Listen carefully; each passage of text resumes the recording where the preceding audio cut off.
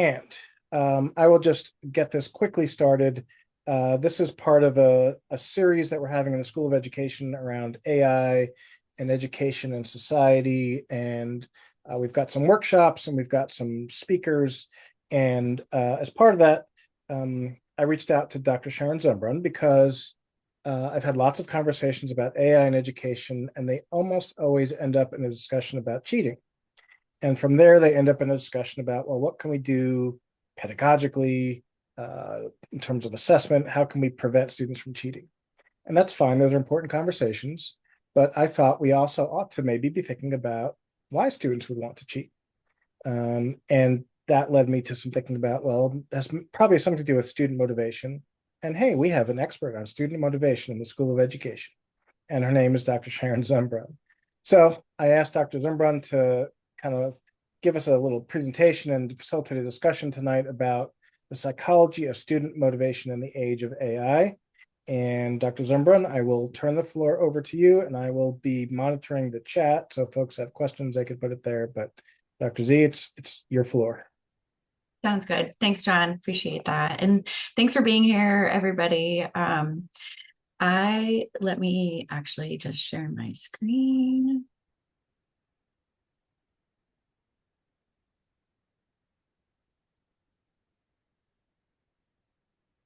Maybe this always happens to me. Okie dokie.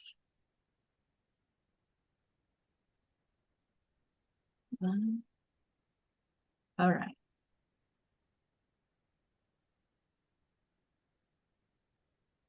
Okay. So hey, again, it's nice to see everybody. Sharon Zumbrunn. Student motivation is definitely the primary topic of my work. And I have talked about AI with with John and with several colleagues and with students. And I don't pretend to come here with any huge answers for you, or and if you're expecting a unicorn of a fix, you are going to be disappointed. I'm here to mostly talk about under the hood of why students use AI. So early on in my career, when I was learning how to be an elementary educator, I one of my professors told me something that just has never left. Every behavior serves a need, and it's so simple. Yet it's something that I regularly forget. Mostly like in my parenting, I think. Sometimes in my marriage, maybe, but I do often think about it when I think about my teaching. I think that just maybe comes a little bit more naturally about thinking about the why. And when we're thinking about AI and we're thinking about cheating, I think it's natural for us to go into the like, okay, well, what can we do to stop it? How can we police this? How can we lock it down? And um, we really can't very well, at least not yet. And so my hope is that by thinking more about the why and the need that the behavior of cheating serves, that might lead us into a better understanding of how to design our learning environments and tasks and et cetera, so that students actually want to do the hard work of learning. Um, so today I'm going to present very briefly on some key theories of motivation that I think help explain some of that core or the reason of why. Okay, next, maybe. Okay, so the first one that I'm going to dig into here is called expectancy value theory. And essentially it's an equation that students are motivated, students are engaged when they feel like that learning task has value, so, and that they expect that they can be successful in that task, and it doesn't really cost them very much. And so to get that equation perfect for students is often quite tricky, though, but not impossible. But even though students don't ask these questions that I have here, these wonderings of if the content matters, can I actually do this? What must I do to sacrifice? They might not be asking these explicitly, but these are questions that all learners ask implicitly for every task that we put in front of them as instructors. So some of the things that I'm hoping that we can think about today is where where do I think my students are most fragile? So when it comes to my syllabi, when it comes to the activities or the assignments, where might I where might there be room for growth in those when it comes to, am I making it clear that this is valuable, not just for the sake of learning? Um, am I making it clear that the students should feel like they have what it takes, the tools, the strategies, and the help necessary to expect success? And what all am I asking students to really sacrifice when it comes to being successful on this task or in this course? And I need to be very clear that I am no, I might study these things, but in practice, these things are still really, really difficult when it comes to, um, we can try as we might to ensure that these things are happening in our classroom and that we can wholeheartedly say, yes, I can check all of these off in my syllabi, but then, you'll get something like I just got on my midterm evaluations in the course that I'm teaching. Like, so these just really feel like busy work. And I'm like, oh, did you? Oh, no. Oh, no. I'm not sure there's much you could say that would offend me more. Busy work.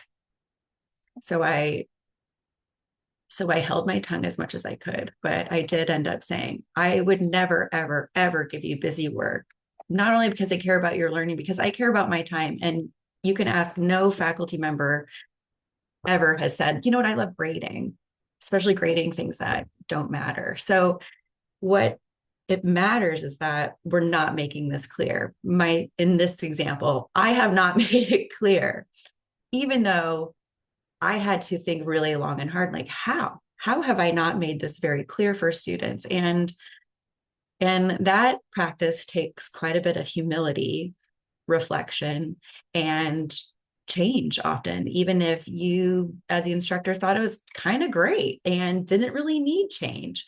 Sometimes it does. All right. So uh the next theories that we're going to dive into here is the importance of belonging. Belonging has become a buzzword for good and for bad these days. But I hope in this space we can agree that it is good and important and also really difficult to craft learning environments that foster belonging for all students, because students are very different, and the ways in which their identities and how they arrive at each of the social locations and how those social locations intersect is really different. And at the core of understanding really how to make students feel seen and valued and connected is an understanding of who they are. And who has time for that, right?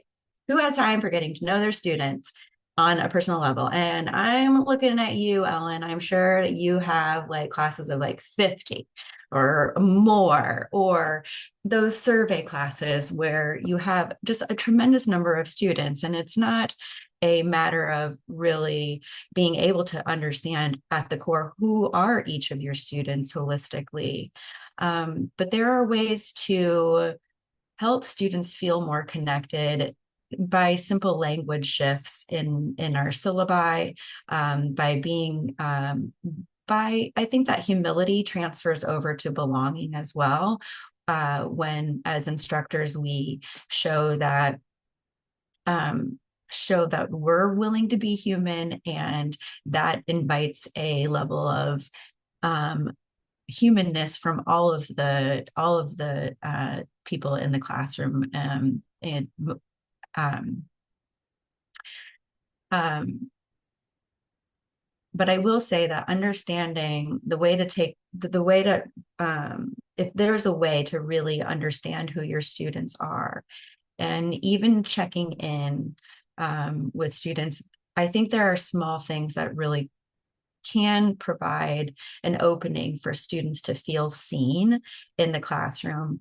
It's important for them to feel seen, of course, by the instructor, but there's a lot of good literature out there that shows just how much power instructors have at fostering positive peer relationships in the classroom, and that goes beyond K-12 and definitely into uh, higher ed as well. Next, so the third and final primary theory of motivation I'm going to just touch on tonight is self-determination theory. What is it about learning that makes students want to be intrinsically engaged? Because if you're thinking about cheating, cheating is an extrinsic motivator. It's definitely the motivation, what's underneath why they're feeling like they can't, they need to cheat, they need to rely on AI, is about thinking that's the core, that they feel like don't have that ownership over they don't have that ownership over their learning. It's not meaningful to them. Competence relates quite well to what we were talking about with expectancy value. Can they expect to be successful? How do we show them that? And then relatedness is a fancy word for belonging. So there's a lot of overlap across these three theories, that relate quite well to that question that we were asking at the beginning. Like, what need is the behavior of cheating serving? Why is it that students are really sacrificing their learning for not?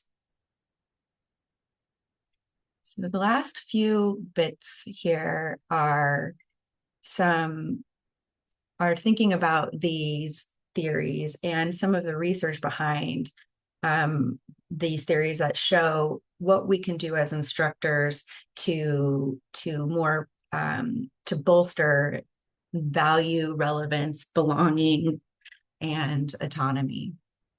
So um, so when we're thinking about how to get students to connect to the classroom, my example earlier about how do we make students feel like this isn't busy work? And I don't know if it's necessarily feel is the right word. I feel like it's more convince. Like, how can I convince them that I don't like grading? Like, that's not my favorite thing to do. How can I convince them that this is important, and important why? I think that often goes, I think we cover that on syllabus day a lot of the time. But how often are we covering that topic about why they should care about what we're talking about today, for example, if you're lecturing on something about today's topic, why do you need this? Why is this important to moving forward and helping you be successful in the real world? I think if we're able to I think there's one thing about telling students, and then it's another thing altogether if we ask students. So a quick there's been some interesting studies that show that if we're able that show that when instructors ask students to write about why that topic was relevant to them, that they were more motivated, engaged, and they had a higher success in the class by deeply engaging with that question rather than, Snoopy's mom in the front of the class telling, this is important for you because asking students to really dive in and think why opens the conversation up, not just for them to consider, but if it turns into a class discussion, even briefly, gives them other ideas about how it could be useful for them in other ways as well. Another thing that I think is important but really tough to do is engaging in authentic audiences or real world framing through things like I've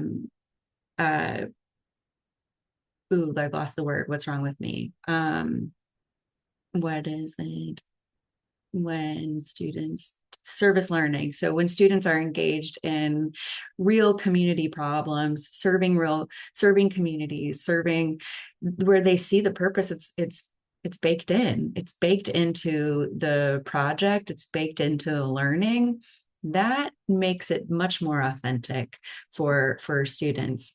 And I say that with hesitation because it's not always super easy. In fact, I don't know if I've ever led a service learning course that was easy. In fact, it's really complicated to ensure that you're meeting the needs of the community partner, but also weaving in the content for the primary purpose of authentic learning, and showing that relevance. And when we're thinking about relating these, when we're thinking about how to relate our content to their future, or why our content is important and relevant and why they should value it, if we're linking it to their career, their discipline, or their professional identity, we see from literature that does boost engagement. I think that a lot of students think, how am I going to use this specific thing in my job as an XYZ? And when you can show that, or again, when students can reflect on that, I think it can move that needle.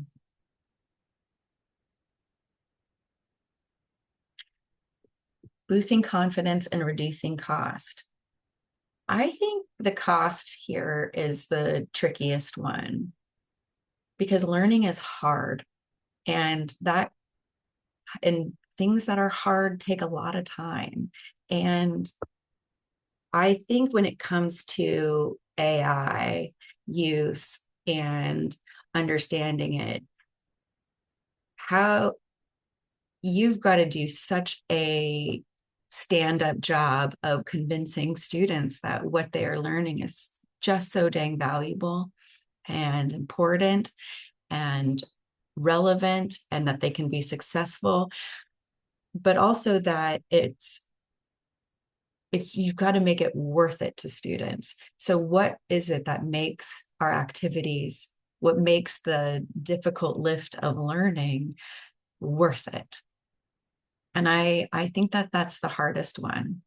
But when we're thinking about how to lower or neutralize rather some of the other factors in the equation of how do I help my students feel like they're going to be successful? How do I make them feel more competent? These strategies, scaffolding large tasks, normalizing revision, providing process feedback, being super clear in our instructions about what it means or how they can be, students can be successful, and offering quite a few opportunities for students to practice. I think these are the ways that we can neutralize the other factors and make students feel like they can feel more confident, be more successful in the course. But I want to also note here that I've this is something that is I've also struggled with as an instructor, that even when even when the even when the um it's just for practice, like they just get a participation or a completion grade. So like it doesn't get more low stakes, y'all, right? Like this is just they just get a check mark. And and I have found that students still find that very high pressure, that they feel like they can't, if they are not going to get it right.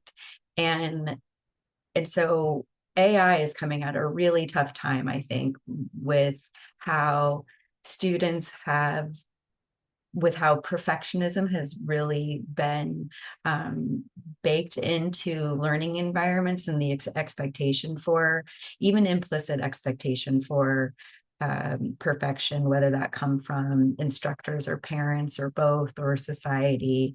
I think that that is difficult. Um, but so while I have fought with that, I have seen progress by just hammering it over and over about the the ways in which I expect that they will be successful, and that this is just a draft. This is not even just a draft. I feel like sometimes even the word draft you have to reframe or rename, even because students hear draft and they get a little, the red starts creeping in, that because they think of evaluation. And so thinking about the semantics even of how we uh, describe our tasks, and what we say around what they're for, and how we as instructors are viewing them, I think can go a long way.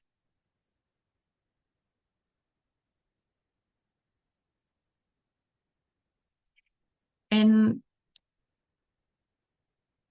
when we're thinking about these relate quite a bit to the things that we've already been talking about. But when we're able to talk openly with students about the norms and about our expectations about how to use AI in our classrooms, and have continued conversations with our students around why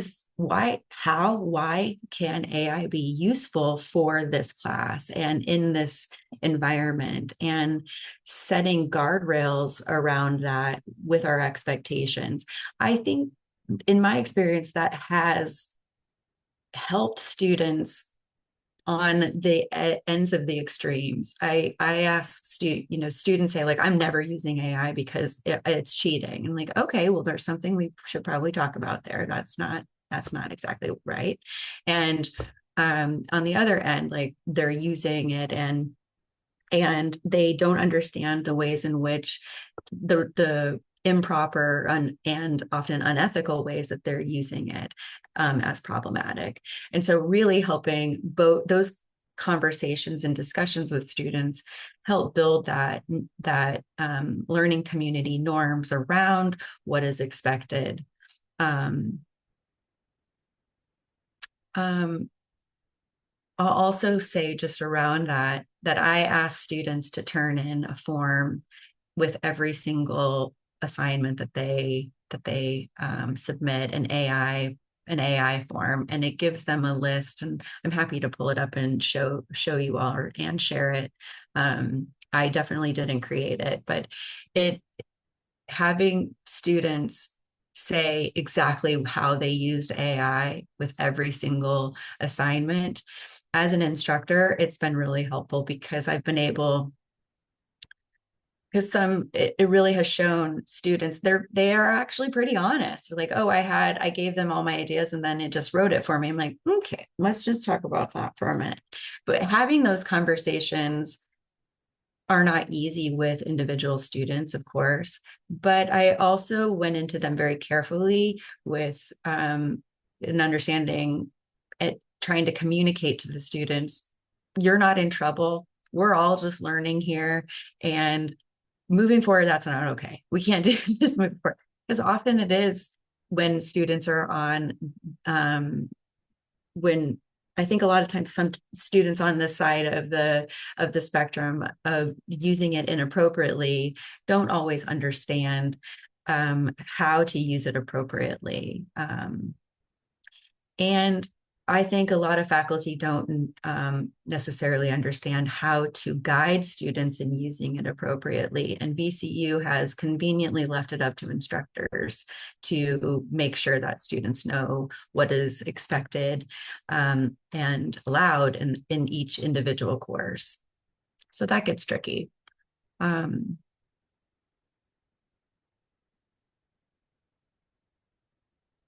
um,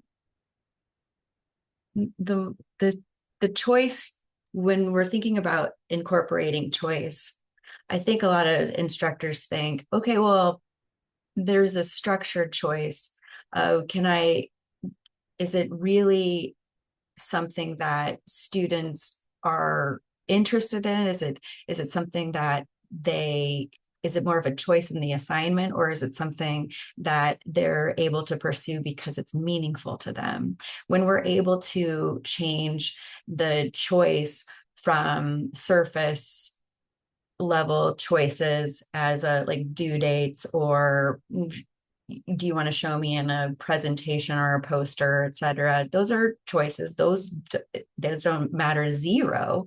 But when we can change our assignments to be much more related to the interests that our students have in bolstering that sense of autonomy is really something that students take much more seriously, and goes to the goes to the question. I think students are able to answer that much more easily. The question of like, what makes learning worth it?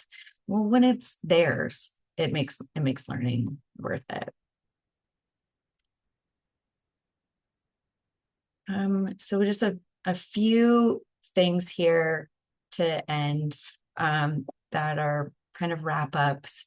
Um, the thinking about how can we feel like, or how can we create assignments and learning environments that don't feel like the dreaded busy work. Um, and I think, how often do we assume that what we have should be obviously meaningful to our students, and to what degree does that match reality? um, I think the second one is huge.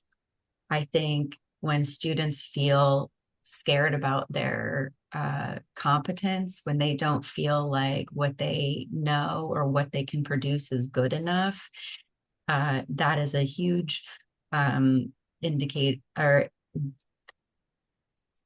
students are much more likely to cheat if they don't feel like they're going to be successful on their own. And when I when I coach teachers and they talk about K-12 teachers and they talk about this student is misbehaving, or this student shuts down, or this student um, is doing XYZ, almost always it's an issue of competence or self-efficacy. They don't feel like they can be successful in the classroom. And that's a height, that sense of insecurity is troubling, because we don't know because AI offers this covert way of showing that they they are competent. Um, So I think really thinking about showing students that they are competent and they know what they're talking about, and can be successful in the course is something that we all need to think pretty carefully about. I met with a doc student today about her project, and she's doing really well in the class and her project's on the right track. And I said that to her, and she broke down crying. um what's happening? I don't think people tell I don't think instructors tell students enough about what they're doing well and that they actually are on track, um, and that's sad. So I think that making sure we're communicating to students where they are competent and where they can feel a sense of self-efficacy is important. And then thinking about how to nurture not only relationships between you and your students in the classroom, but then how do we nurture relationships between students and their peers? And to what degree are we as instructors responsible when those things break down? And how can we do a better job of structuring group work and feedback and et cetera, so that those relationships are strengthened. Okay. John told me that this is supposed to be a conversation, and so these are all my slides. And um, I am excited to talk with you all about your ideas around, you know, opening the hood of like why students feel like they need to cheat, and what need is it that we think the behavior of cheating is serving. Okay, thanks everybody. Thank you, Dr. Z. And I would ask folks if they have questions to use the raise hand feature under React at the bottom of the Zoom window there. And I'll sort of take them in order as I can. But just to kind of break the ice, I'll take the initiative to start the questioning. And I would I'm curious about whether these theories apply differently across different contexts. Because we have people in the room that are K-12 folks, some teach undergrad, some teach grad. And so, does expectancy value theory play out differently for a doctoral student than it does for, a third grader? I think the specifics of how it's implemented, absolutely. But the core ideas, no. The core idea is a learner is a learner there. Like the learner needs to feel like what they're learning is valuable. And a learner, no matter their age, whether they're a kindergartner or a doc student, needs to feel like they're going to be successful. And I think these things hold true across developmental ages. Gotcha. Thanks. Mary, you have a question? Hi. So Nancy Husson, who is also here, and I are faculty at the School of Nursing. And so I primarily teach undergraduate students clinically based. Nancy teaches a variety of students across various programs. And I appreciate your talk a lot, specifically, related to the value of why this matters. I think nursing and medicine is dealing with this the same way everybody is.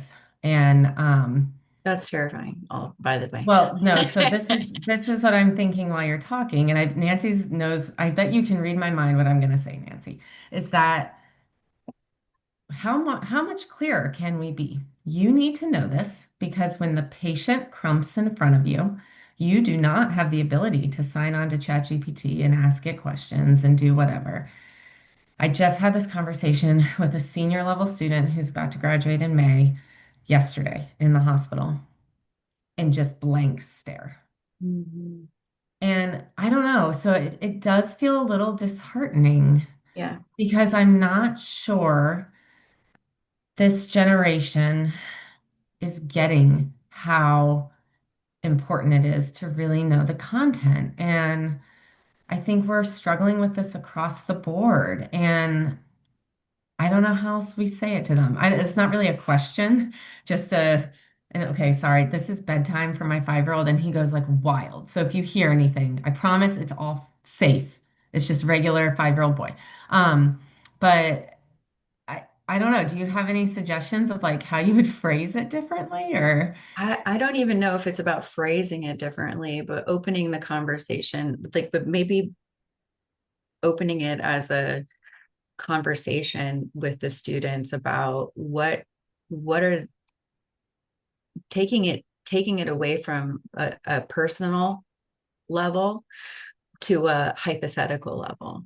So if you're thinking of having these kind of a case study of sorts of, the student A has used AI for this and this, and then this happens, or what could happen when so having students kind of follow through the possible terribleness that could happen with the reliance on AI for answers, particularly in the medical field, I think could be a way of of helping them see the usefulness. Because I think it's always I think it's always been difficult to convince students and really teach them like this is what to expect when you're done. It's kind of impossible for students to know what to expect when they're done. And so I don't think they understand the what it could actually look like um, for for them and how that really will affect them when they are after they graduate be across fields.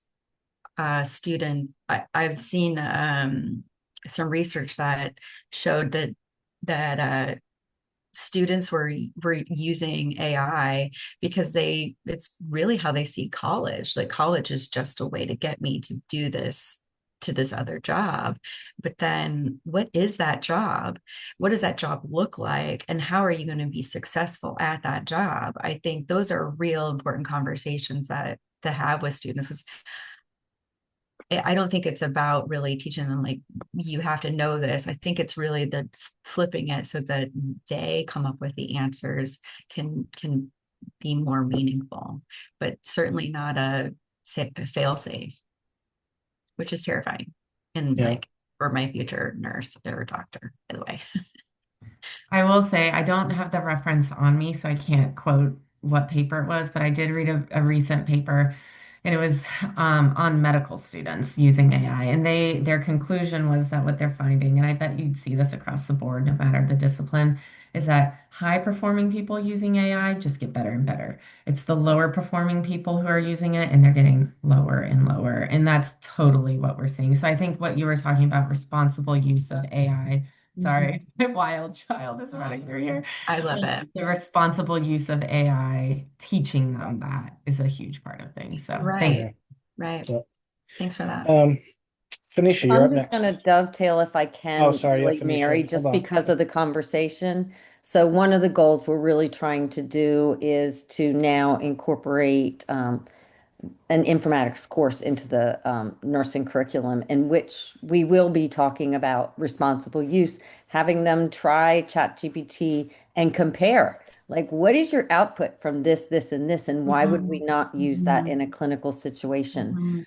But that is, you made a point, Sharon, about VCU has made it up to the um, Instructor. professor, whatever would be, which makes it, with no disrespect, it makes it sometimes even more difficult because if they're allowed to use it nonstop in another situation and then try to get to that situation where you need to make a critical decision. Yeah. And I 100% back Mary up. It just is very, very difficult.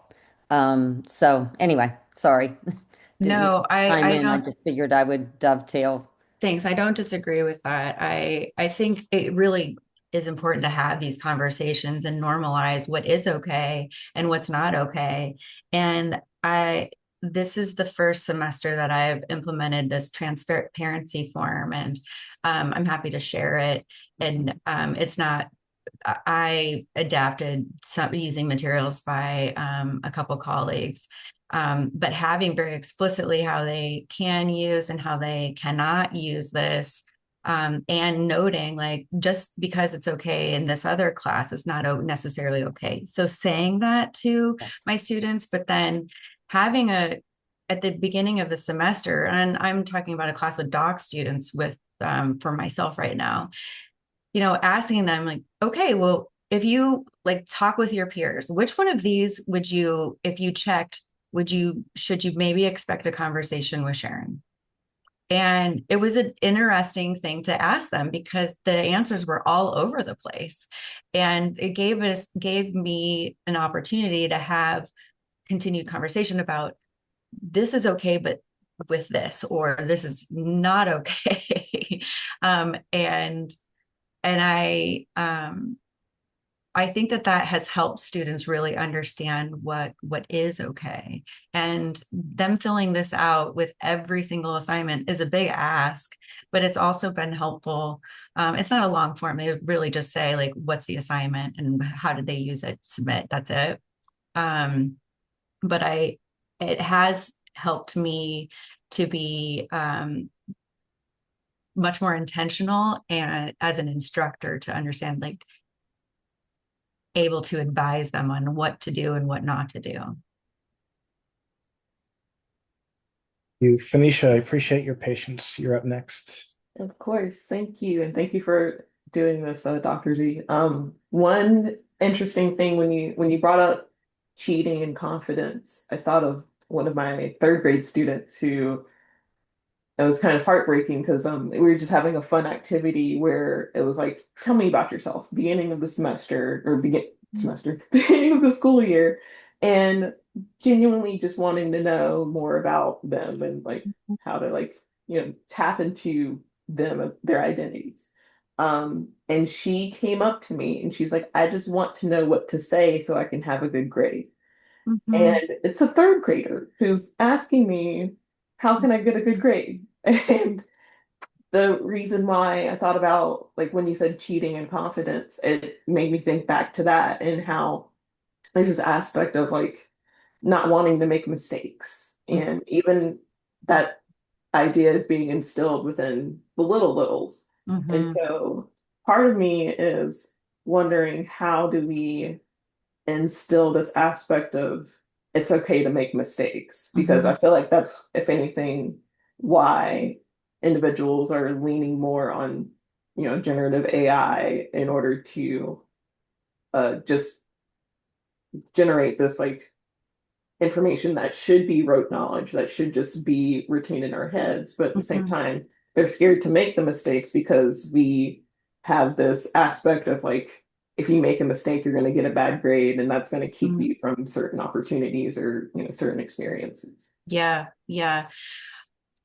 I know. I think it's so sad when the littles are like just so invested and terrified about a grade, or a specific score on an assignment. And when doc students, I'm like, where did we go wrong, friends?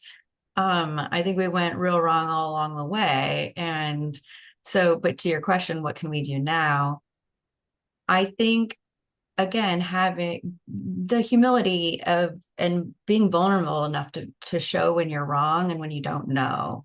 Um, when I was in grad school, I had a mentor that said, never let them know you don't know, which I think is just the worst advice. Like, I don't know a lot of things. And so important to show them that I don't know and that I mess up all the time, and that it's and not just that I mess up, but how it's okay that I messed up, and to give them stories about how others have made mistakes or fallen, and how it was for their benefit that they fell.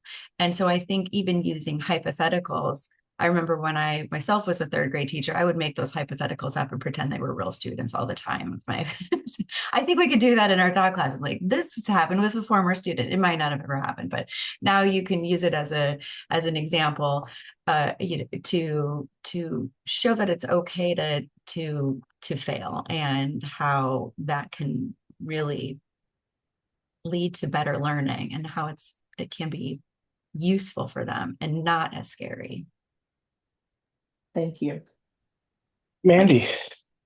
That's my cat's name, Mandy, by the way. So I like it. Gosh, that seems ridiculous, trying in person. Oh, sorry, I've got really weird lighting. So I just thank you so much this is like amazing information. I love it. A lot of this is what I've been experiencing. I've actually been teaching at ASU some Life by Design classes. Sorry, I look like this is such a weird light. I think the idea that this is related to kind of perfectionism, being perfect. Like, I had a group over the summer, ASU had a pilot program to kind of give students a chance who were not admitted to the university, a chance to earn their way into the university. And I was really worried this was going to be a population at risk of maybe using AI a little bit more than some other students, because the importance of the grade was so much higher, and their whole future is at stake. And so I decided to frame the class as like, you already have that A, like, here's what you can do to maintain it. I tried to reframe the assignments as like, a lot of this really is journaling assignments. The course was like a life design class, and so really this is not like an academically rigorous course. It's really like, you tell me about you. Unfortunately, students in the past still have used AI to gather their thoughts. And I was wondering, what other ways have you reframed assignments? I know you said, even calling something a draft makes it seem so high stakes. Is there other language you have used that you found effective, where students feel like, okay, this is a little bit, lower risk. I feel like I can actually use my own voice here. Yeah. I mean, with the draft for my students, I have just like, we're just going to call this just an ongoing document. We're talking idea board here. So that they're thinking about it being their ideas, and it's not a draft, because I do think that sometimes students get in their heads about that. But Sarah, I see your comment in chat about it's um it's still troubling. And I think that goes to kind of what Phoenicia was saying, like, what's the right answer? How do I get my reflection right about me? Which is like, wait, what?